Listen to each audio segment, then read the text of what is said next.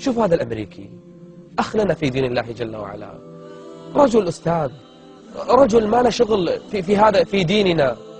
شوفوا قرأ التوراة، قرأ الإنجيل، قرأ أشياء كثيرة، لكنه لما فتح المصحف أي آية اطلع عليها؟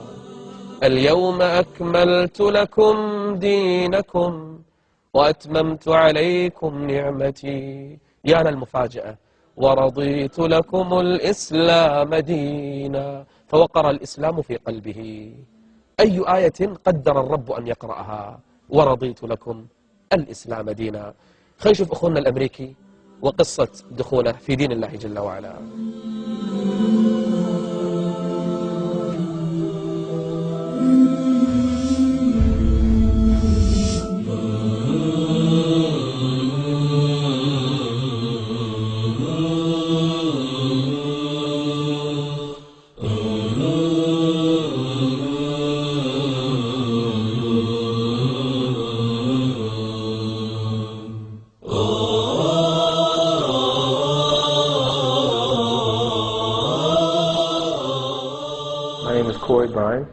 I'm from America.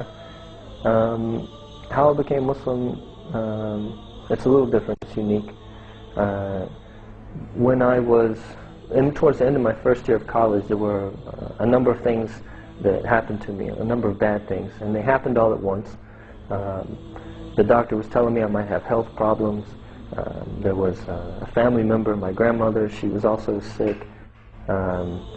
But the two main things, personally, that made me, that really stressed me out and made me sort of paranoid was something I was robbed.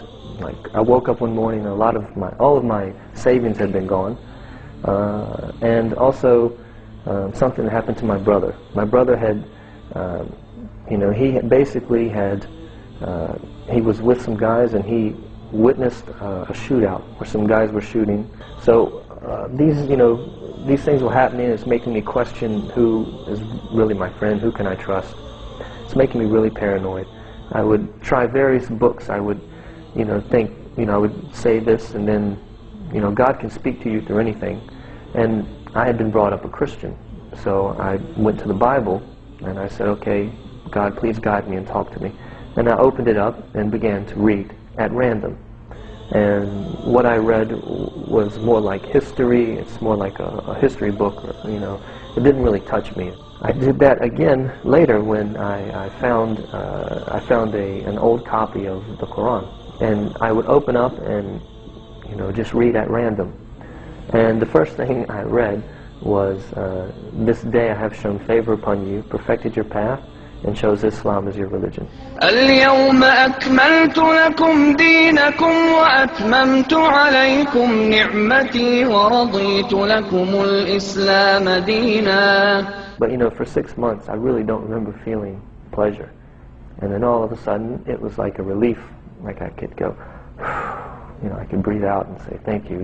Because this is what I've been asking for. I've been saying, God, please help me and guide me.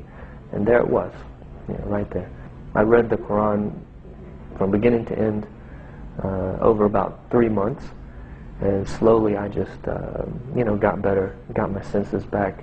When I first took Shahada, I just had taken Shahada by myself, in the basement of my house, and I had read in a book that you should take Shahada, And then after approximately 2 years, when I was in college, I found out that there was a masjid on the street that I lived.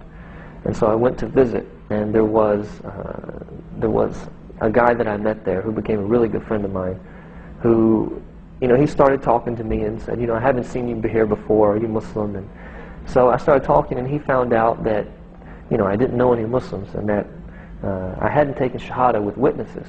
And so he was saying, oh, you should do that. After the prayer, the Imam says, we have a guy, he wants to take Shahada. And so I go to the front, and there's, maybe at least 100 people, maybe more. And, they said, repeat after me. And I said the Shahada, La ilaha illallah, Muhammad Rasulullah. La ilaha illallah, la ilaha illallah, la ilaha illallah, ma lana rabb لا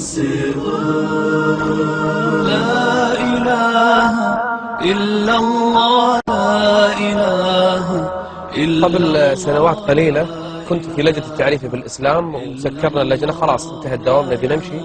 احنا طالعين جانا واحد أمريكي، جاني أنا شخصيا وكان بعض الإخوة موظفين في اللجنة ويانا، فقال أنا عندي ممكن أسئلة، أنا توني جاي الآن من مكان بعيد، موظف أظن عسكري في عرفجان من الجيش الأمريكي. قلت له تعال بكرة، قال لا الحين. فرجعنا مرة ثانية وجلسنا معه وفتحنا اللجنة وجلسنا. قال قبل ما أقول لكم أسئلتي اسمعوا قصتي.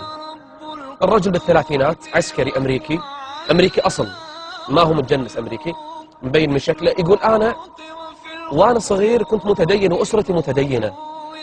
يقول لكن كانت تراودني أحلام عن شيء اسمه الكعبة، شيء اسمه مكة. يقول أنا عمري ما سمعت كلاب مكة. سألت عندك أصدقاء مسلمين؟ قال أبدا. تشوف برنامج عن المسلمين في التلفزيون؟ قال أبدا، إحنا عائلة مسيحية متعصبة. يقول جيت حق جدتي فسألتها، قالت لي مكة هذا دين نبي اسمه إسماعيل وهذا نبي المسلمين. قالت لي إسماعيل حتى ما قالت لي شيء ثاني.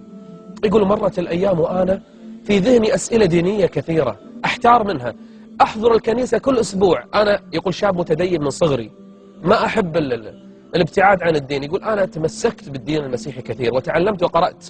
يقول لكن في أسئلة داخلي ما في أحد أجابها لي وأجابها عني. يقول حتى جاء اليوم اللي بكيت من شدة الهم والغم، صدري ضاق لأن عندي أسئلة تحيرني. الفطرة إلى الآن ما وافقتها، ما لامس فطرته. يقول قعدت أبكي وأقول يا رب دلني على الدين الصحيح، يا رب دلني على الدين الصحيح، أنا خلاص تعبت. يقول أنا جالس بالثلاثينات عمره. يقول رن تليفون البيت في أمريكا، نعم أنت الضابط فلان الفلاني؟ قلت له نعم أنا هو. قال أنت مطلوب للخدمة في الكويت. قلت له ما صار الكويت هذه؟ قالوا هذه دولة عربية عند العراق، مطلوب أنت للخدمة. قلت ما في باس. سكرت قرأت عنها، دريت أنها دولة مسلمين وقريبة من مكة. قلت هذه استجابة الدعاء لي. يقول أنا جيت الكويت صار لي أيام الحين أبحث عنكم، وقالوا لي في لجنة متخصصة اسمها التعريف الإسلام. جلس معنا مع الأخوة رحبنا فيه. قلت له أعطني أسئلتك. كل الأسئلة اللي أعطاني إياها بسهولة أجبناها. وقلت له عن قصة مريم في القرآن وكيف جعلت لها سورة كاملة في حين زوجات النبي ولا واحدة لها سورة في القرآن. أما مريم العذراء سورة لها، بل هي سيدة نساء العالمين. وبينت له شنو عيسى بالنسبة للمسلمين، وأنا أقول له قاعد يبكي. قال لي أبي أسلم. قلت له أخذ لك وقت شوية، ادرس الموضوع. قال لا والله ما أطلع من هني، أنا من صغري أحلم بهذه اللحظة، شلون أسلم؟ قلت له تقول كلمتين تسلم. علمت معنى الشهادتين. فلما أسلم بكى ودمعت عيناه. قلت له ايش فيك تضايقت؟ قال هذه أسعد لحظة مرت علي في حياتي. هذا دين الله وهذا هو الإسلام، سينتشر في الأرض لا محالة، فمن أحب فليدخل ومن شاء فلا يدخل، لكن لا يلومن